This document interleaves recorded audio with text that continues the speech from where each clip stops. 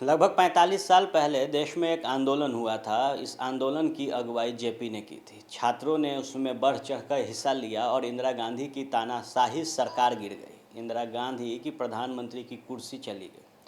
बहरहाल उस आंदोलन में कई ऐसे नेता थे जिनको मौका मिला बिहार की अगुवाई करने का। बात अगर की जाए मुख्यमंत्री नीतीश कुमार की या फिर पूर्व मुख्यमंत्री लालू प्रसाद यादव की, सुशील कुमार मोदी भी उसी आंदोलन का हिस्सा थे।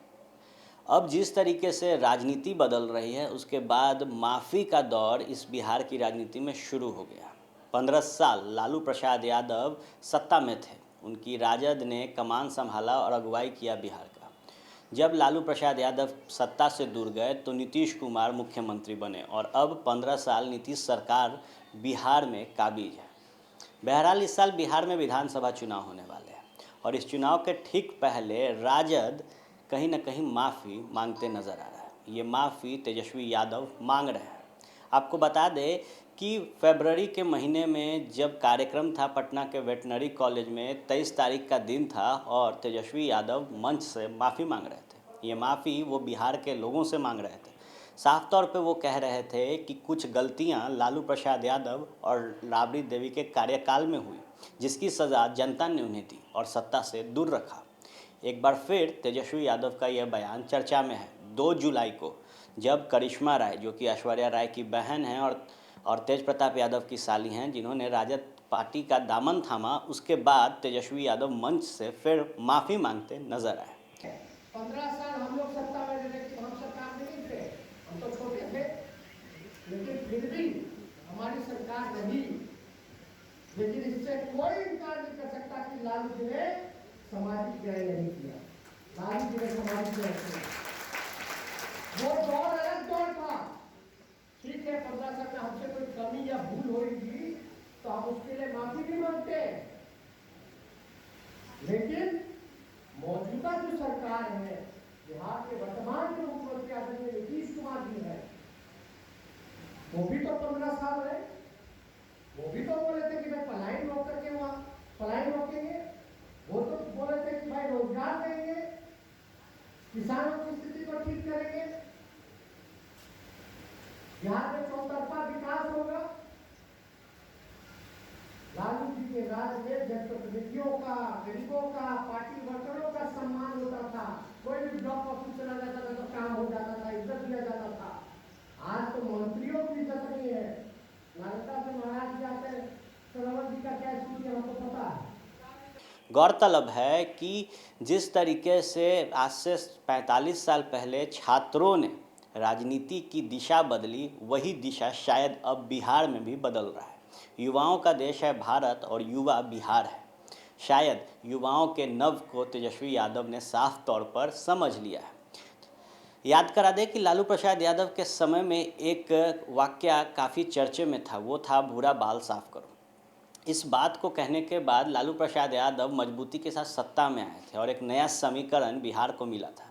उस समीकरण को कहा जाता था माय, यानी कि M और Y समीकरण, जिसमें मुस्लिम और यादव एकजुट होते थे और कहा जाता था कि इनकी एकजुटता राजद को मजबूत करती है। अब जब लालू प्रसाद यादव सत्ता से दूर हैं, लालू प्रसाद यादव खुद राजनीति से दूर हैं, हॉट वॉर जेल के कैदी हैं, रिम्स में इलाजरत हैं और सत्ता से दूर होने के बाद जो पूरा दारोमदार है वो तेजस्वी के कंधे पर है।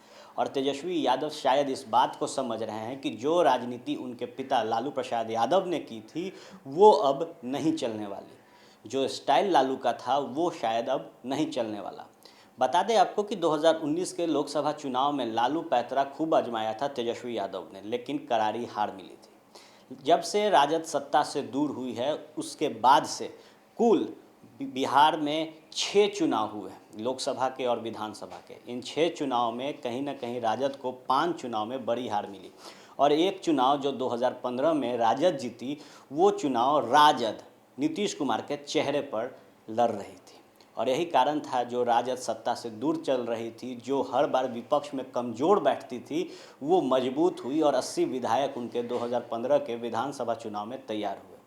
2.5 साल नीतीश कुमार के साथ राजद की जो चुनावी रणनीति थी वो आगे बढ़ी, सरकार चली, लेकिन अचानक से नीतीश कुमार ने पलड़ा बदल दिया, पलटी मारी और एनडीए के साथ चले गए।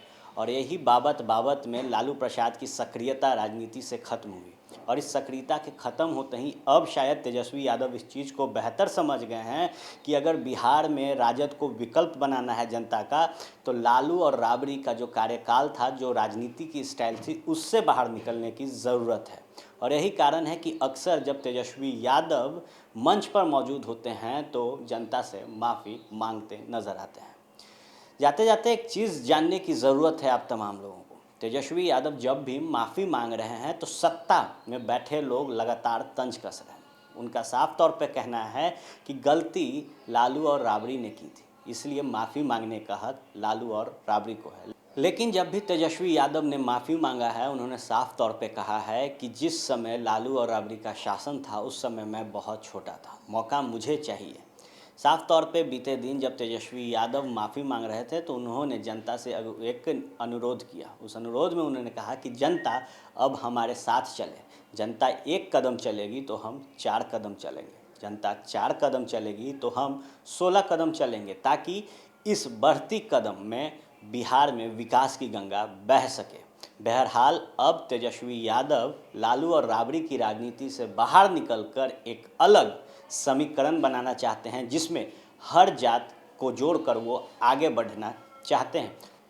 और यही कारण है कि जब राज्यसभा सांसद चुनने की बात हुई थी तो उन्होंने एक भूमिहार कैंडिडेट को टिकट दिया और राज्यसभा भेजा, जिसके बाद कई तरीके के विवाद और अपवाद शुरू हुए थे। उस समय भी साफ तौर पर तेजस्वी यादव ने कहा था कि हम राजद वाले अब नए समीकरण के साथ आगे बढ़ेंगे, सबको साथ लेकर चलेंगे। अब जब तेजस्वी यादव हर मन से माफ़ी मांगते नज़र आ रहे हैं तो देखना दिलचस्प होगा कि क्या जो समीकरण, जो राजनीति और जो रणनीतिकार के तौर पर लालू प्रसाद यादव जाने जाते थे, उससे राजद बाहर निकलेगी और तेजस्वी यादव एक नया राजद बना सकेंगे। क्योंकि चुनाव बेहद नज़दीक है, जहां हर राजनीतिक दल चुनावी एजेंडे पे काम कर रही है, रणनीति बनाती नज़र आ रही है, वहीं तेजस्वी यादव राजद को नया रूप और रंग देने में लगे हुए हैं। बने रहे फर्स्ट बिहार झारखंड के साथ। धन्यवाद।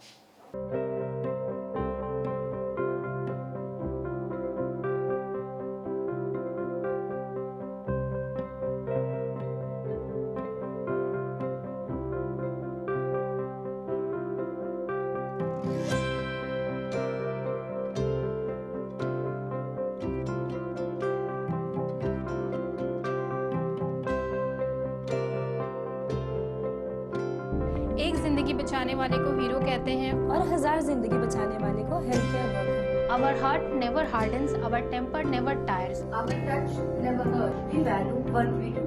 We at Paras work for cause, not for applause. Lockdown के समय, लॉकडाउन के बाद हम हैं आपके साथ।